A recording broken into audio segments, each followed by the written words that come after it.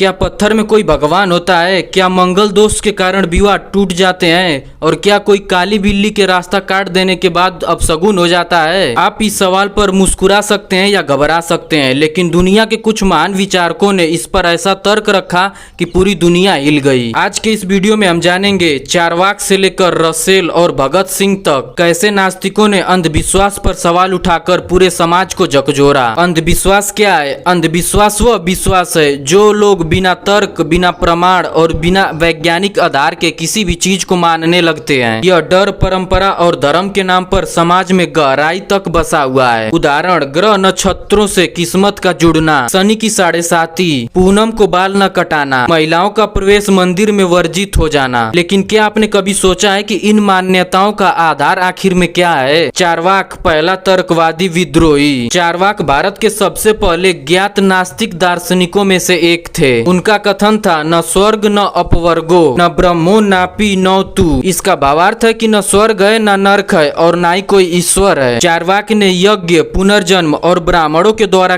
कराया जा रहा कर्मकांडों को धोखा बताया। उन्होंने कहा कि जब तक जियो सुख से जियो, ऋण लेकर घी पियो। मतलब इसका कि जीवन को ही सत्य मानो और बाकी सबको कल्पना। भगत सिंह का तर्कवाद। भारत के क्रांतिकारी भगत सिंह सिर्फ वीर नहीं थे, वे प्रखर तर्कवादी और नास्तिक भी थे। उन्होंने जेल में रहते हुए एक किताब लिखी जिसका नाम था मैं नास्तिक क्यों हूँ। इस लेख में उन्होंने लिखा, अगर भगवान है तो वो नास्तिकों को सजा क्यों देता है? अगर वह सर्वशक्तिमान है तो गरीबी और अन्याय को क्यों नहीं मिटा देता? भगत सिंह ने अंधविश्वास को दास्ता की जंजीर कहा। बर्ट्रैंड रसल का विज्ञान मूलक हमला। ब्रिटिश दार्शनिक बर्ट्रैंड रसल ने कहा कि मैं ईश्वर में विश्वास इसलिए नहीं करता क्योंकि उसका कोई प्रमाण ही नहीं है। उन्होंने अंधविश्वास को समाज की प्रगति में बाधा बताया। उन्होंने लिखा, अगर बारिश देवता की कृपा से होती है तो सूखा का पड़ जाना देवता का क्रोध क्यों नहीं माना जाता? और अगर विज्ञान की सहायता से बारिश कराई जा सकती है तो इस देवी देवताओं की क्या आवश्यकता है? वैज्ञानिक सोच बनाम अंधविश्वास। जब वैज्ञानिक सोच उठती है तो धर्म और अंधविश्वास उसे कुचलने की कोशिश करते हैं। गैलीलियो ने कहा कि पृथ्वी सूर्य के चारों ओर घूमती है। इस बात पर नाराज होकर चर्च ने उसे जेल में डाल दिया। डार्विन ने कहा कि मानव बंदर से विकसित हुआ है। इस बात पर नाराज होकर धार्मिक लोगों ने कहा कि ये हमारे भगवान का अपमान कर रहा है। लेकिन धीरे धीरे तर्क विजयी हुआ और अंधविश्वास पीछे छूटा। नास्तिकता डर नहीं, आजादी है। नास्तिकता डर से नहीं बल्कि साहस से आती है। यह कहती है कि मैं हर बात को आंख मूंद कर नहीं मानूंगा, मैं सवाल पूछूंगा। नास्तिक सोच पूछती है, अगर मंदिर में भगवान है तो हॉस्पिटल में डॉक्टर क्यों बैठे हैं?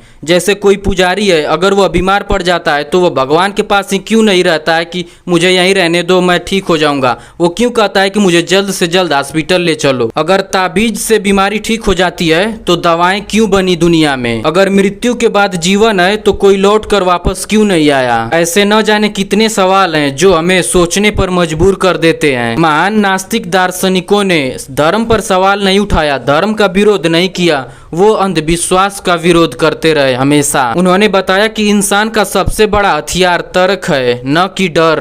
क्या ईश्वर वाकई जरूरी है? जब दुनिया ईश्वर की खोज में लगी हुई थी तो कुछ लोग ऐसे भी थे जिन्होंने कहा कि ईश्वर नहीं है, और अगर है भी तो हमें उसकी जरूरत नहीं है। ये थे नास्तिक विचारक, तर्क, अनुभव और इंसानियत के पैरोकार। आज के इस वीडियो में हम जानेंगे इतिहास के उन साहसी विचारकों के बारे में जिन्होंने अंधविश्वास के खिलाफ मशाल जलाई। उनका उद्देश्य था समाज को मूर्ख बनाने वाले पुरोहितवादी विचारकों से मुक्ति दिलाना। बुद्ध और जैन परंपरा। बुद्ध और महावीर दोनों ने ईश्वर की सत्ता को पूरी तरह से खारिज कर दिया। उन्होंने कर्म, करुणा और ध्यान पर बल दिया। बुद्ध कहते हैं, अपदीपो भव, यानी अपना दीपक स्वयं बनो। पश्चिम के नास्तिक विचारक कार्ल मार्क्स। धर्म जनता की अफीम है। कार्ल मार्क्स ने धर्म को एक ऐसा औजार बताया जिसकी सहायता से पूंजीपति वर्ग ने गरीब जनता को अपने कंट्रोल में रखने के लिए गढ़ा। दूसरे नंबर पे विचारक आते हैं फ्रेडरिक नीत्शे।